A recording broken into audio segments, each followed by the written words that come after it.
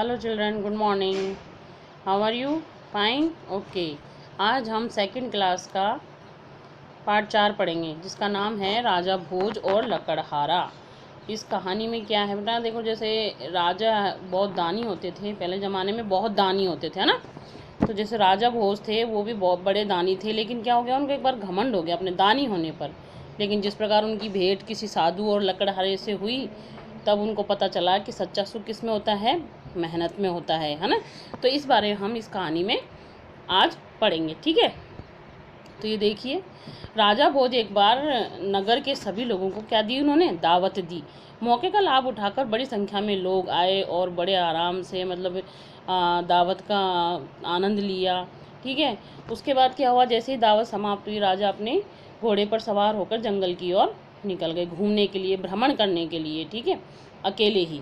रास्ते में कई लोग मिले, वे सभी राजा की दावत की बहुत बड़ाई कर रहे थे। उन्होंने देखा राजा ने कि किस प्रकार मेरी दावत की सभी लोग बड़ाई कर रहे हैं। ये देखकर उनको थोड़ा सा घमंड हो गया, है ना। उनका जो घमंड था वो आसमान छूने लगा, धीरे धीरे उनको ज़्यादा घमंड होने लगा, ठीक है। ये देखो, जंगल की ओर निकल गए ना राजा, दिख रहा है ना आपको। तो वो उनको घमंड हो गया।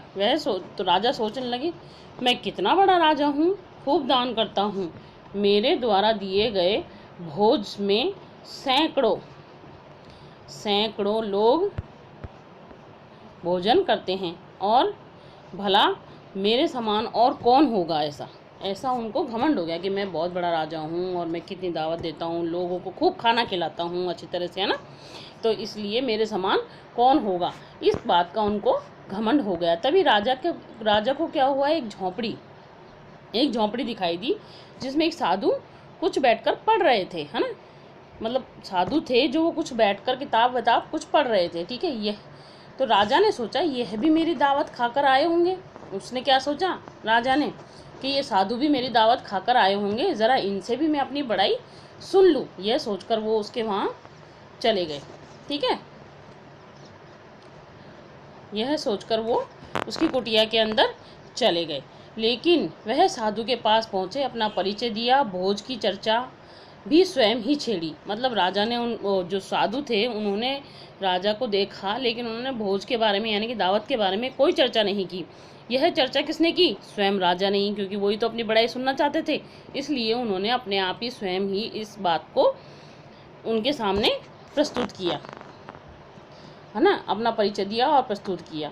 इसी प्रकार तपस्वी ने जैसे ही कुछ सुना ही नहीं, उन्होंने फिर भी जैसे कुछ सुना ही नहीं, इग्नोर कर दिया उसको, मतलब एक तरह से कहते हैं ना अपन, अनदेखी करना, ठीक है। तो अनदेखी उसको कर दिया उनकी बात को। वह चुपचाप पुस्तक पढ़ते रहे, राजा भोज बोलते रहे और वो चुपचाप पुस्तक पढ़ते रहे। इससे राजा खिज उठे, यानी कि उनको थोड़ा सा गुस्सा आ गया, और वे वहाँ से उठकर आगे चल दिए। जब जो साधु थे वो उनकी बात पर तनिक भर भी ध्यान नहीं दे रहे थे, तो राजा को थोड़ा गुस्सा आ गया, और इस बात पर वो उठकर चले गए आगे। जंगल में उन्होंने क्या देखा, एक लकड़हारा देखा, जो जंगल से लकड़ियाँ अपने सिर पर रखकर ला रहा था। बहुत बड़ा गट्ठर लाद के ला रहा था। दिन भर मेहनत करने और इतना बोझा उठाने के कारण वह पसीने से क्या था, लथपथ हो रहा था, हाँ, पसीने से लथपथ हो रहा था। उसके पास आने पर राजा ने मुस्कुराते हुए कहा, अरे भाई, आज तुम्हें लकड़ी काटने जंगल आने की क्या ज़रूरत थी? तुम्हें पता नहीं कि मैंने आज नगर को दावत दी है। उन्होंने क्या कहा लकड़हारे से, अरे तुमको इतनी मेहनत करने की क्या ज़रूरत थी, मैंने आज पूरे नगर को दावत दी है, आप वहाँ पर भोजन करने के लिए आते। उन्होंने ऐसा कहा, तो आपको भरपेट और बढ़िया बढ़िया खाना खाने को मिल जाता। राजा की बात सुनकर लकड़हारे ने क्या कहा, मुझे सब पता था, पर जिसे मेहनत की कमाई खाने की आदत हो, उसे राजा भोज के यहाँ जाने की क्या ज़रूरत। जो मिठास मेहनत की कमाई में है, वह दूसरों के पकवानों में कहाँ। जो व्यक्ति अपनी मेहनत करके खाता है ना, तो उसको अपनी मेहनत की कमाई में बड़ा मज़ा आता है। वह दूसरों के यहाँ बेकार में, या कहते हैं ना, मुफ्त में खाना खाना पसंद नहीं करता।